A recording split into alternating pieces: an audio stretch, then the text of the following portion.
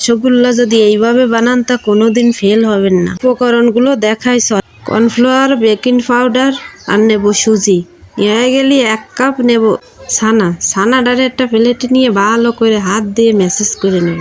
হাতের তালু দিয়ে ভালো করে ম্যাসেজ করে মাখানো হয়ে গেলে এবার এর মধ্যে দিয়ে দেবো 2 চামচ কর্নফ্লাওয়ার দেওয়া হয়ে গেলে একটু বেকিং পাউডার, তারপরে দেবো 2 চামচ সুজিটারে দিয়ে 1 চামচ চিনি আর 1 চামচ সাদা তেল দিয়ে আবার ভালো করে নাড়াবো। মাখায় একদম স্মুথ হয়ে গেলে এবার রাইখে দিয়ে চলেন চিনির শিরাটা একটা হাঁড়ি নিয়ে তার মধ্যে আধা কাপ চিনি, 1 কাপ দেবো পানি দিয়ে চুলোটা ধরাই বসাই দেবো হাঁড়িটা দিয়ে। যতক্ষণ না উতলাবে অতক্ষণ লাড়তে থাকবো।